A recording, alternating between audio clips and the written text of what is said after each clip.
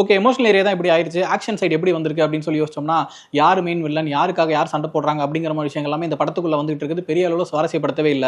ரோமானிய அரசர்கள்லாம் வராங்க அப்படிங்கிற மாதிரி விஷயம் காட்டுறாங்க. அவங்கள்ட்டே பயங்கரமான படை எல்லாமே இருக்குது. அதை வச்சு ஈஸியா அவங்களுக்கு என்ன வேணுமோ ஆக்குபை பண்ணிடலாங்கிற மாதிரியான சிச்சுவேஷன் இருந்துமே, அவங்க வந்து ஒருத்தருக்கு ஒருத்தர் மாத்தி தூண்டி விட்டுட்டு சண்டை போட வச்சுட்டு இருக்காங்க. கடைசியில் அவங்களே செத்து போயிடுறாங்க அப்படிங்கிற காட்சிகளை வந்து எந்த வகையிலுமே சுவாரஸ்யப்படுத்தவே இல்லை. ஒரு பாபி தீவுல வந்து ஒரு முக்கியமான வில்லனா போர்ட்ரேட் பண்ணியிருக்காங்க.